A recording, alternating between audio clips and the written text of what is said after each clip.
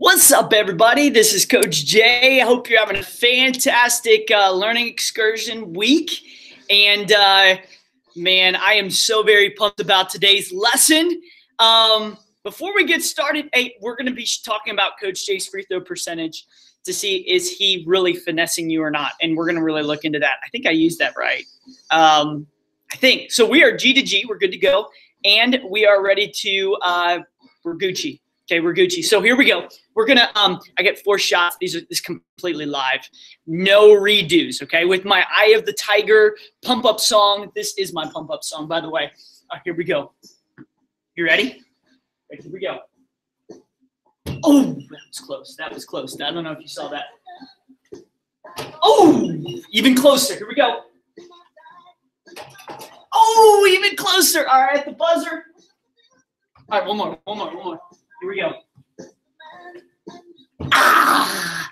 Just missed. Well, here we go. We're going to get talking about Coach Jay's free throw percentage.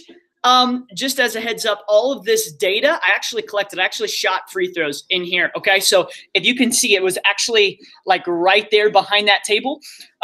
That's where I shot like what I call my free throw percentage. I know you're going to make fun of me because you're going to say, Coach, this is perfect for you. This is perfect size for you. That's really funny.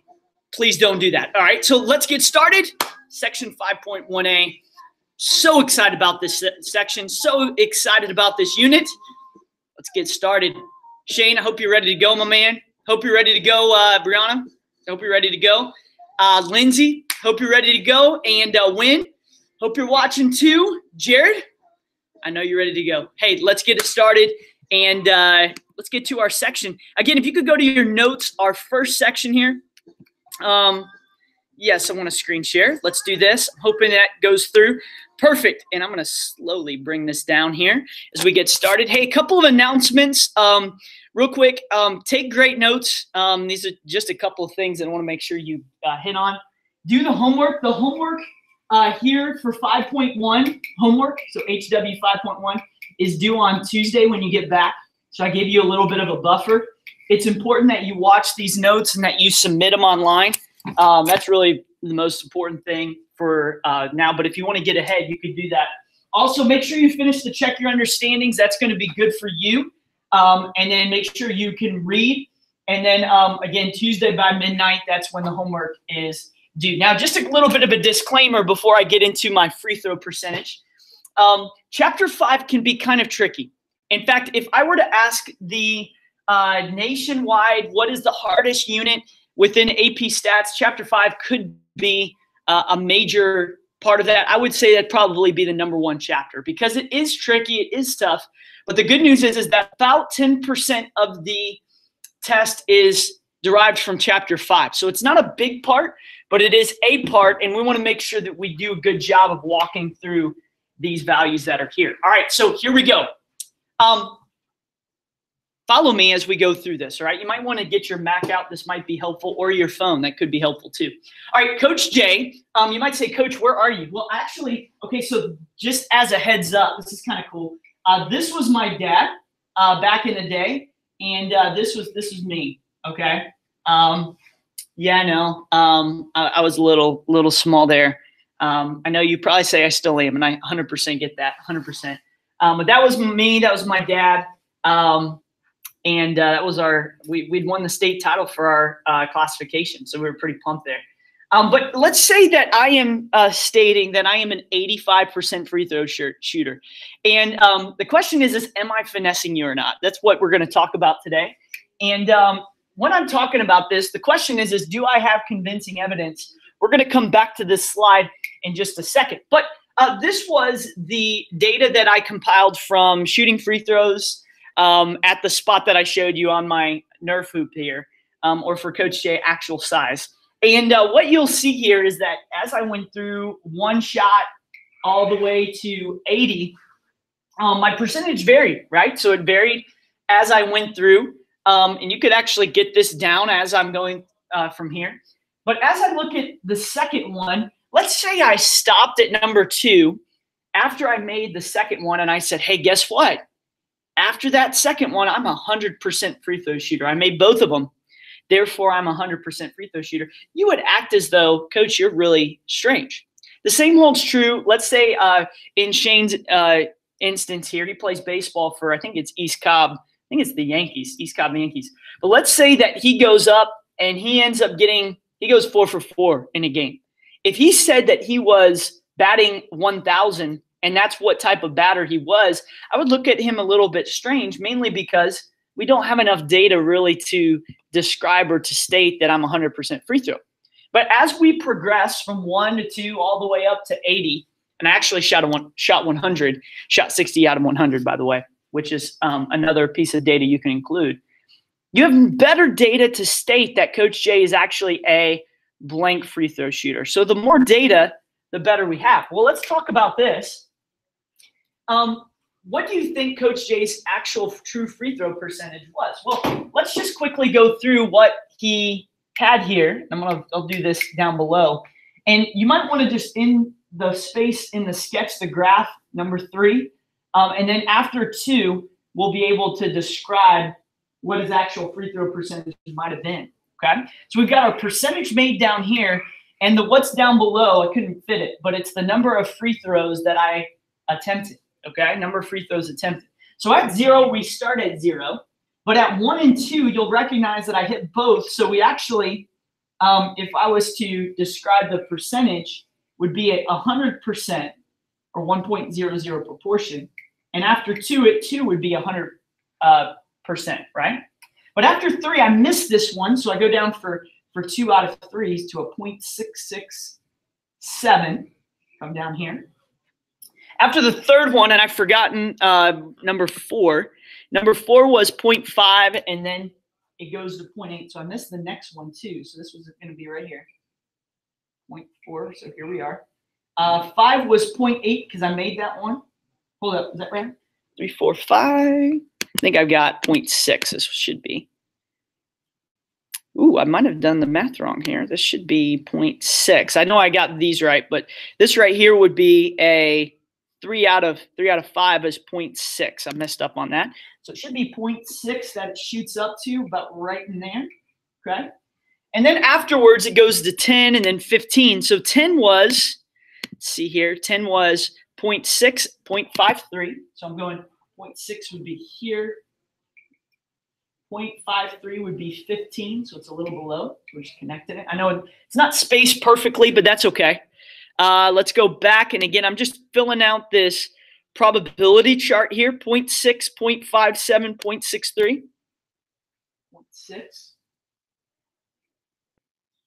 0.57, just below it.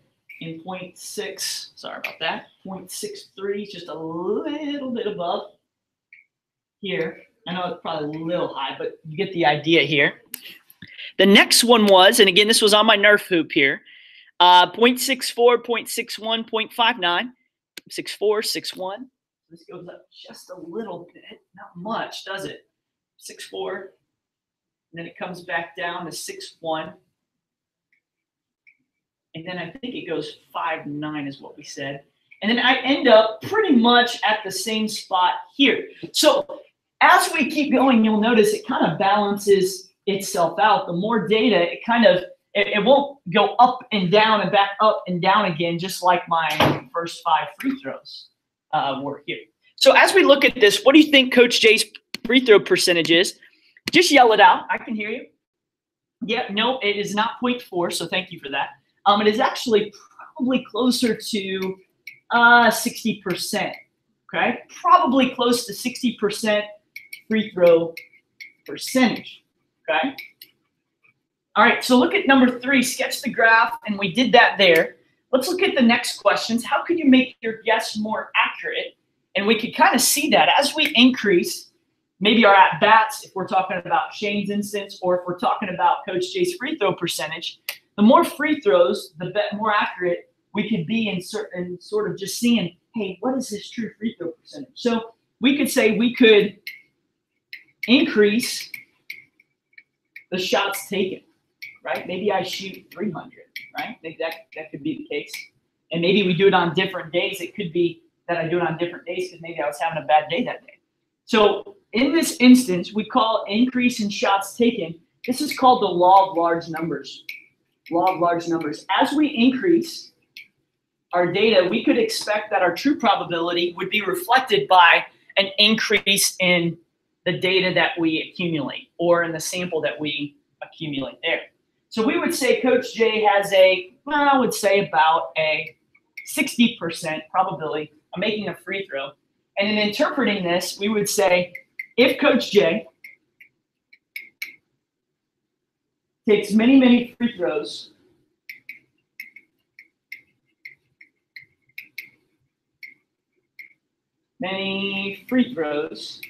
here, approximately 60% will be made. Okay, that's what this refers to when we talk about probability, right? And the same holds true when you think of batting average. We would say if Shane takes many, many at bats, approximately, let's say he's got a 350 batting average, approximately 35% of the time, he will get a hit within his at bat, right? And that's what we're referring to. Okay. Now, real quick, before I go into the golden nugget, here, what's up, y'all? Let's try to do this here. I'm going to screen share one more thing, and I think this might be helpful here. See if this will pop up. Start screen share. Let's see. Okay, so this is just another example. Let's say I did 100 free throws, and I'm just going to let this shoot. And as it does exactly what we did, where the number of shots is down below. It's not really in a in the same format, but you kind of see the idea of as it goes, the further it goes, it kind of starts leveling off because there's more shots. And the later you get within your shots, like shot 99 and 100 will have less of an impact on, you won't see it as much. It still has the same impact as the first shot, obviously. But the last shot, you won't see that impact as much as it fluctuates above and below what they state the free throw percentage is. So this states that it's 80%. Again, as we look at this here, he or she only shot 75% of their shots and made it. So if we looked at the true probability is actually the green one, which is right on top of 80%. So even though they didn't hit 80%, the true probability it was headed towards that, right? Maybe if we shot 100 more, that might, it might end up equaling it out as we progress. Again, the larger the sample size, the more confidence we can have in stating that this individual is actually a blank free throw or a shooter or whatever we're trying to find with probability here. Cool? Cool. All right, as that's going there, you can kind of mess with that. I put the QR code on the previous slide, so feel free. Let's do the golden nugget, and then afterwards we will we'll be good to go. This isn't a very long podcast today. I just wanted to get a couple things situated, and we'll be good. Okay, start screen share. All right, let's go through a couple of the golden nuggets, and then we will release y'all. All right, so real quick, probability. Let's talk about that. Couple things with probability. Long run, relative frequency. Okay. Now, a couple things on this that we want to know. Remember that when we talk about this long run of law of large numbers in terms of probability, we know that it is always between 1 and 0. 0 and 1. What I mean by that is the probability, if it was 90%, that'd be 0.9. My probability is always between either 0 and 1, and that's important to know. Okay? All right, very good. So it is always between 0 and 1. Number 2, the short term can be unpredictable. Think about Coach J making his first 2. That's a short-term run. I'm not a 100% free throw shooter. And so because of that, we have to have a lot of the long term. We have to see down range a little bit. And we see that the long term, the more that we do, the better. The long term is predictable, meaning I could state that after 100, my free throw percentage is 60%. That's more accurate than after my first 2, which stated that it was 100%. Okay? All right, last thing, law of large numbers. Here we go. Last part here. Law of large numbers, a couple things on this. So this is if we do something many, many times, it's kind of that interpretation we talked about with Coach J's true free throw percentage. Many, many times, the proportion of the desired outcome, for me it was made free throws, will approach its true probability, right? True probability. Nice. Good. And that would be the law of large numbers. Again, we see this all the time, all over the place, right? We see it all over the place. If we do something many, many times, the more we do it, the more it approaches my true probability that would be there, okay?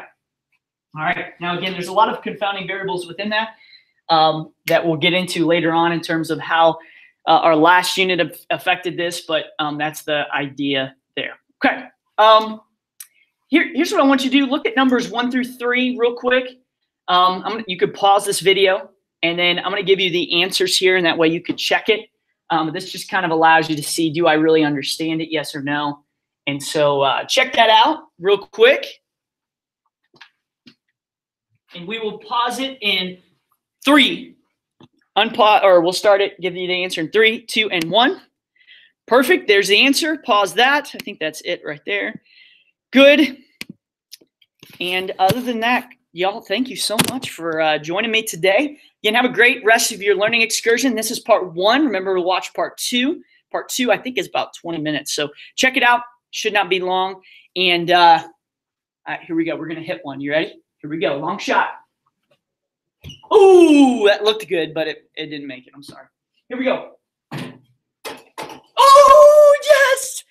Yes. Victory. Victory. Hey, have a great day. And, yeah, finesse your day. See y'all.